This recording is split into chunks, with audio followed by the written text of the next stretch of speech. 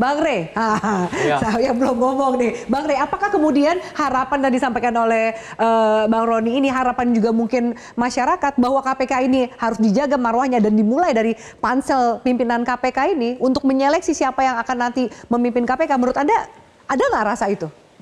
Itu sudah pasti, tetapi menurut saya dengan model KPK yang sekarang akan sulit. KPK yang sekarang ini kan eksekutif. Makanya saya udah beberapa kali mengatakan, ini pansel-pansel ngapain lagi sih dibuat? Nggak usah pakai pansel-pansel? Nggak usah, yang tinggal presiden tunjuk aja orangnya kok, lawan KPK-nya miliknya dia. Itu. Pakai dewas-dewas segala, macam-macam.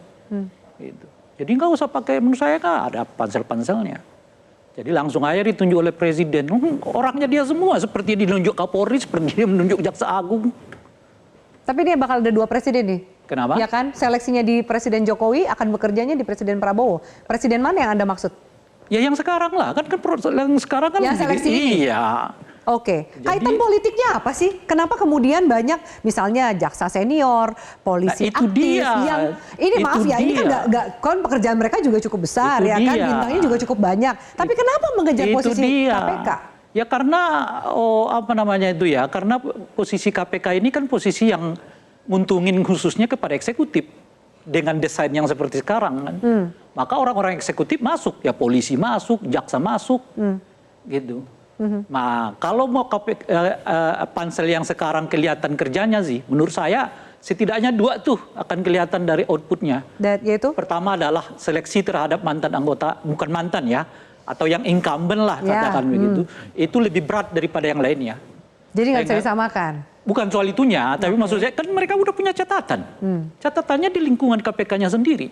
Lah kalau kemudian panitia seleksinya nganggap itu sebagai bagian yang umum saja gitu, artinya panitia seleksinya juga punya masalah dong. Itu satu. Oke. Nah yang kedua adalah soal visi panitia seleksi. Oke.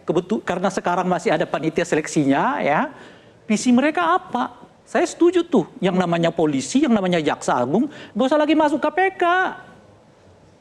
Kerjakan aja tugas penegakan hukumnya di institusi masing-masing gitu. Kan semuanya sama. Tapi kenapa itu masih menarik di luar eksekutif? Itu dia, disitulah fungsinya nih pansel ini jaga-jaganya.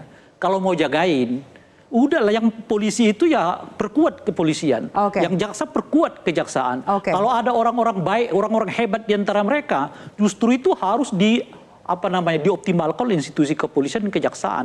Entah apalah jabatannya diberikan oleh Jaksa Agung, yang penting tujuannya adalah melakukan pemberantasan korupsi. Jadi nggak perlu masuk ke KPK. Biar KPK ini orang yang nggak memiliki, katakanlah ya, keterkaitan struktural seperti polisi dengan presiden, jaksa dengan presiden, itu kan ada keterkaitan struktural. Apalagi kalau polisi dan jaksanya belum pensiun loh ya. Ya kan pensiunnya juga baru nanti kalau udah terpilih kan, seperti putusan MA dinyatakan usianya sekian kalau sudah dilantik ya kan. Jangan-jangan lanjut. Jadi titelnya lanjut gitu kan. Kenapa? Pekerjaannya lanjut jadinya. Nah, iya itu makanya. Nah disinilah uji visi. Jadi yang diuji PC-nya ini bukan hanya calon seleksi, tapi panselnya juga diuji PC-nya. Gimana mereka mau memastikan bahwa KPK ini terbebas dari intervensi kepentingan eksekutif gitu. Kita akan bahas usai jeda pemirsa, ruang titipan partai politik itu seperti apa dalam proses mencari para pemimpin KPK. Partai, eksekutif. Eksekutif, kita lanjutkan sesaat lagi. Jelajahi cara baru mendapatkan informasi. Download Metro TV Extend sekarang.